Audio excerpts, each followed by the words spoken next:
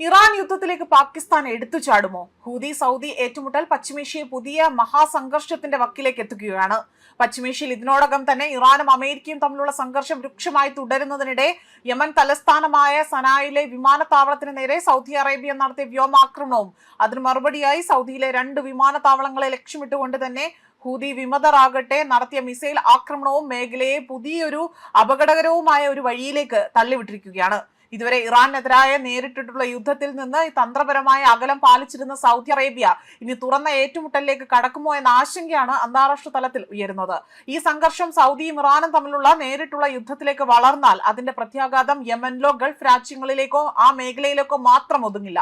Saudi അറേബ്യയുമായി തന്നെ ദീർഘകാല പ്രതിരോധ സുരക്ഷാ സഹകരണം നിലനിർത്തുന്ന പാകിസ്ഥാൻ യുദ്ധത്തിന്റെ ഭാഗമാകേണ്ട സാഹചര്യം രൂപപ്പെടുമെന്നതാണ് ഇപ്പോൾ അന്താരാഷ്ട്ര നിരീക്ഷകർ അടക്കം വിലയിരുത്തുന്നത്.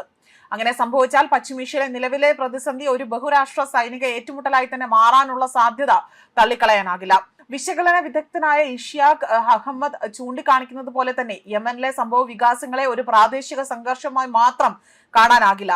ഹൂതി വിമതരെ ഇറാൻ തന്റെ അവസാന തന്ത്രപരമായ മുന്നണികളിൽ ഒന്നായി തന്നെ കാണുന്ന സാഹചര്യത്തിൽ ഹൂതികൾക്ക് കൂടുതൽ പിന്തുണ നൽകുവാനുള്ള ടെഹ്റാന്റെ നീക്കങ്ങൾ മേഖലയിൽ പുതിയ സഖ്യരാഷ്ട്രീയത്തിനും അതുപോലെ സൈനിക ധ്രുവീകരണത്തിനും വഴിയൊരുക്കുകയും ചെയ്യും.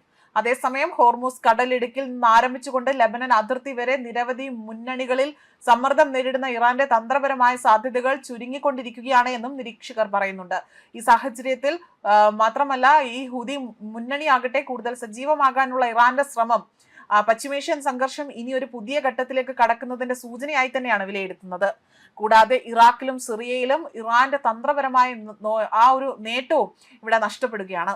സൗദി അറേബ്യയെ ഭീഷണിപ്പെടുത്താൻ കഴിവുള്ള ടെഹ്റാന്റെ ഏക പ്രതിനിധിയാണ് ഹൂതികൾ എന്നത്. ചെങ്കടലിൽ ഷിപ്പിംഗ് തടസ്സപ്പെടുത്താൻ അവർക്ക് കഴിയും. സൗദി അറേബ്യയെ ഒരു പ്രാദേശിക യുദ്ധത്തിലേക്ക് തള്ളിവിടാൻ പോലും ഇവർ ആഗ്രഹിക്കുന്നുണ്ട്. ഇറാന്റെ കെണിയിൽ വീഴാൻ സൗദി അറേബ്യയ്ക്ക് പ്രത്യേക കാരണങ്ങൾ ഒന്നും തന്നെയില്ല. സംഘർഷം ആരംഭിച്ചതു മുതൽ റിയാദ് നിരന്തരം തന്ത്രപരമായ സംയമനം പാലിച്ചുകൊണ്ട് തന്നെ ഇറാനെതിരായ സമഗ്ര സൈനിക നീക്കത്തിന്റെ ചുമതല പ്രധാനമായും യുഎസിന് വിട്ടുകൊടുത്തിരിക്കുകയാണ്.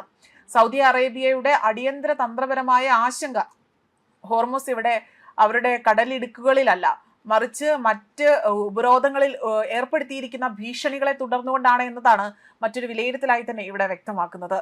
മാത്രമല്ല പാകിസ്ഥാനും ഇവർക്കൊപ്പം ചേരുകയാണ് എങ്കിൽ ഇത് മറ്റൊരു തലത്തിലേക്ക് നീങ്ങുമോ, അല്ലെങ്കിൽ ഈ ഒരു പോരാട്ടത്തിന്റെ ചൂട് അവർക്കുണ്ടാകുമോ എന്ന തരത്തിലുള്ള ചോദ്യങ്ങളടക്കമാണ് ഇപ്പോൾ ഉയർന്നു കേൾക്കുന്നത്. ന്യൂസ് ഡെസ്ക് കർമ്മ ന്യൂസ്.